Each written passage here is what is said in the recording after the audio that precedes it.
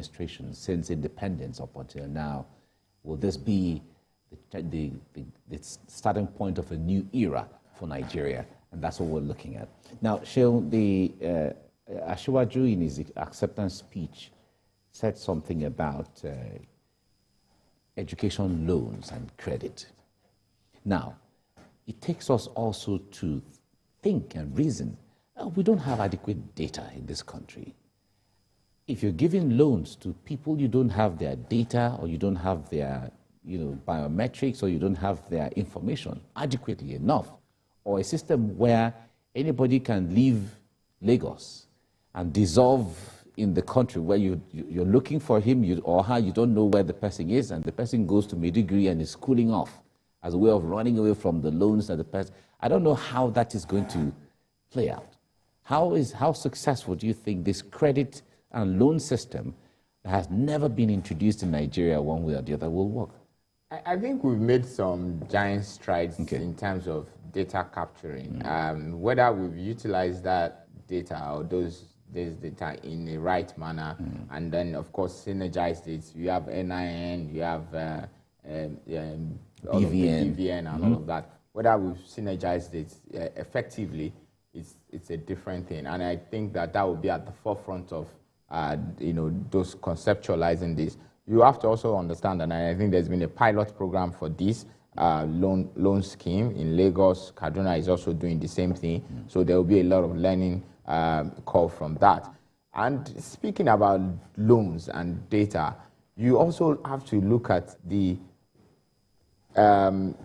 economic system, the financial system. There are a whole lot of small loans that are being, disbursed by, various companies, across the country. And the feedback we get is that those, in terms of performance, in terms of monitoring, in terms of people's ability and desire to pay back, Nigerians want to pay back their debt. The Nigerians will pay that their debt. So what you need is harmonization of all of these views, all of this data, all of this information to provide the right policy framework. I don't believe that will be a stumbling block, and it shouldn't be a stumbling block. As a government, when you put out new initiatives, there will be challenges, and then it behoves on you to find the right tools to address that. And as you address that, then you get better. So that shouldn't be a challenge to actualizing that promise in any way. Okay. Dr. Kundaya, the issue of healing national unity is another issue. This election created a situation where more people who originally were never part of the system, part of the process, decided they want to be part of the process, which is a good thing. However, we've seen a situation where people were, divided on different lines.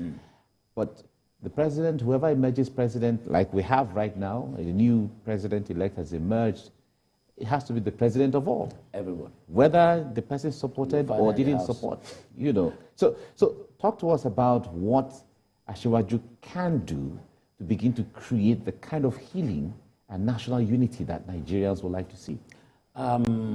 Yeah, this is just in my heart, and it's good you asked this question. It's really a Herculean task, but it's doable for the president-elect, Asiwaju Bola Ahmed Tinubu, because like I was talking about the youth, I have two of my daughters with me that politically they were diametrically opposite to me. In this last election, I engaged them, I challenged them, and they have their own points. It's like the old brigades, the old politicians, and we old people too. We have disappointed them. One of them was saying, abroad was saying, Dad, what do you mean? That's why we are staying abroad. We want to come home. You see, but look at what we have done. I said, I was trying to. So really, the youths need to be engaged. Now, also, on the religious divide, presently, things are, the religious lines are so sharp, they are not blunt. And it's supposed not to be so. It's paining me. You know why? I spent 7 years in Southeast Asian nations of Singapore and Malaysia, 4 years in Singapore, which that society is a multicultural society. You know, you have the Chinese, you have the Indians, you have the Malay, you have the Eurasian, but yet they are Buddhists, they are Muslims, Christians, enemies there. And all of that. You see, but everybody, when we come to an office like this, it's what brings us together we face. When we are at our home, then our religion.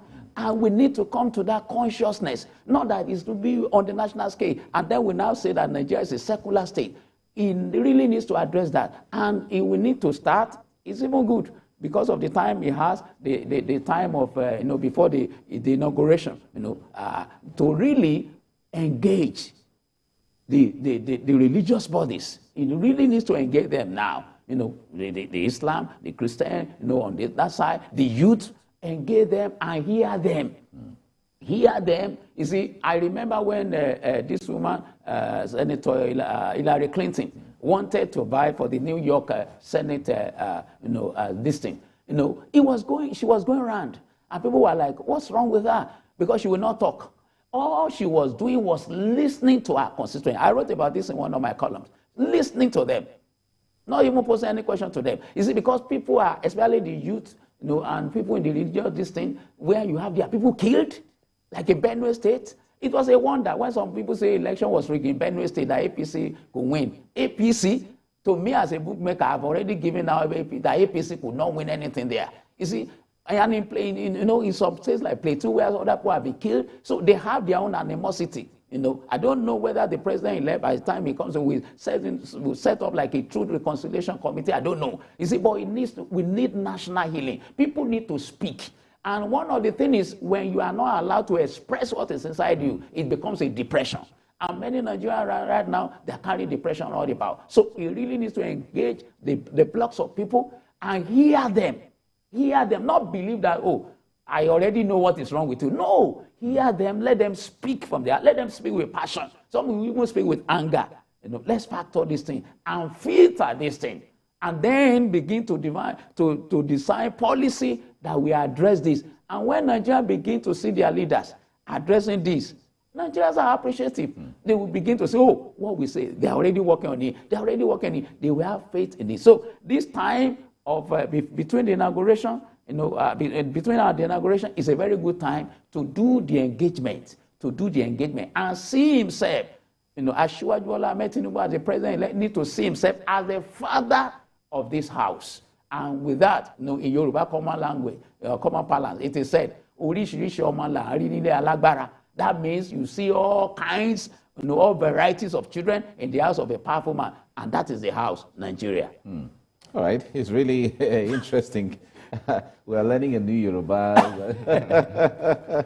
Nice one.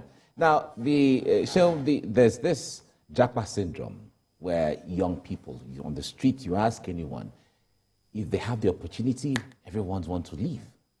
It tells that, apart from the desire to travel abroad and human beings being, the nature of human being is mobile in nature, there's nothing wrong with that. But the push factor is more dangerous. When there's a push factor, telling people to leave is more dangerous than the pull factor outside, pulling people to those areas. Now, we've seen doctors leave, engineers leave, young people, digital, computer scientists, and so on. How will Asiwaju begin to reverse this thing, where those who even have left would desire to come back? Because the more of these people we have in the country, the better off the economy and the Nigeria begins to breathe. In Nigeria history of immigration and emigration, there's always been a push factor and a pull factor. Over time, you see that in our history, there are times where people will go, and then there are times when people come. I think that the Asiwaju government will be a pull factor back to Nigeria, and it is not for any reason than for the reason why they've left. They've left because of certain concerns and challenges, security being one of them, education being one of them, and just general, living condition. You understand? And it is only when Nigerians see that there is a purposeful government that is addressing those issues that they begin to come. I've made the point that I don't think that any average Nigerian wants to live outside of Nigeria, as long as the environment is conducive for him or her to, to prosper. And that's why we believe that the APC government is the right government for Nigeria going forward. That this is a government that we think will be responsive to our needs, to our aspirations economically, to our aspirations as a people to live a decent life. And I have no doubt about that, that as long as the policy initiatives that have been articulated on healthcare, on education, on security, on economic prosperity are put to play, then people would stay back, and those that have gone will begin to come back. And that's really the work of the next administration, to see that we maintain our human capacity to deal with some of the challenges that we face as a people. And I have no doubt that Asiwaju is the best person to lead that, and I'm glad that Nigerians have given him the mandate to do that. Okay. Now, we've seen across the country, and even in states where when people get recruited into the civil service, they do it by a quota system, and then we need to balance that. We don't have enough of this ethnic group in the system. Whether people are competent or they're not competent, so long as there's a representation. That is where they want to reflect the federal character and then bring people on board, so long as we have all the tribes or we have all the interests and so on. And seeing it from that window reduces the quality of the kind of civil service that we're supposed to see. And the civil service is the engine room of God. It's meant to be the engine room of government. Talk to us from that window. I paid a visit to the National Secretariat sometime, several years ago, and as early as 9 a.m. in the morning, people were standing, the crowd of human beings there. Some of them were peeling groundnuts, others were peeling egusi. There was also a gisting here and there. Some people don't even have offices, but they're just there, under the employment of the federal government. What do you make when it comes to ensuring that this is a professional civil service like we used to have in the First Republic and also partly in the Second Republic? Let me start by saying that already the people in the federal civil service should get ready. It's not going to be a tea party. I retired from Lagos State Civil Service by accident, because I supposed not to be, a civil servant at all. But because graciously Lagos State government offered me a scholarship to complete my PhD during the time of Babatunde Raji Fashola. So I had a 1 year to serve the bond, and then graciously, in magnanimity, I was retained. And I could see, let me take Lagos State as an example. Laid down by Asiwaju, because Asiwaju passed the baton to Babatunde Raji Fashola, SAS. Set a template. Yes, a blueprint. In Lagos State Civil Service, and Alausa there. We have, people will be calling me at 4:30. I can't pick my phone. 4:30, 5:30. At times I close for my office. I retired as Director of Monitoring and Evaluation in Lagos State, and I was there for 6 years. At times I will not leave my office until 8:30 p.m. That's the kind of thing we do in Alausa, and I let people there as they are still doing the same thing. So he's bringing back that. He's bringing that to the federal, of course. You see, when you work with Asiwaju, even 2 a.m., the man is still working. 3 a.m., he's still working. So if he calls you, like even when Fashola was there as governor, he will call some of our bosses. 1 a.m., he say, "Are you sleeping?" What do you expect a man to be doing at 1 a.m.? He say, no, sir. What do you want, sir? That is the culture in Lagos State. And that is how you see things moving without prejudice. You see things moving in Lagos State, because we need to come to that now, that we need to work. If we don't produce, if we are just lazy and talking here and there, all these nations, Singapore, Malaysia, I mentioned, they are nations. A Chinese man, a Chinese Singaporean, when he employs your mic and he sees you, you stand up from your desk, you walk out, you come back, it's like he's already losing his money that he will pay you. Even though you are already on what you are doing. So you expect you every time to sit on what you are doing. And that's why you see their society moving forward. And I believe it will no more be like that. Things will change. And then to talk about balancing.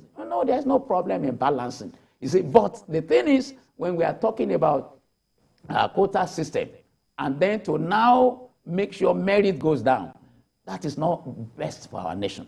I believe in every region of this country, there are people that are good in one area or the other. You know, that in certain area they have competency. Like in the Southeast, people are good in working, manufacturing, bringing things out. You know, why don't we engage them? And other place, no section is lacking behind in one area or the other. They have their own strength. These are the strength the president-elect and his team should be able to bring out so that we have a big picture of Nigeria developing, growing. You know, that is the way I look at it. All right. Well, Bloomberg Africa already reported that the market, the stock, have reacted to Asiwaju winning, which is reacted in the positive light. And that is a pointer to the fact that there could be some hope that the administration of Asiwaju will open doors for investment and also private sector participation, which makes the economy work even faster.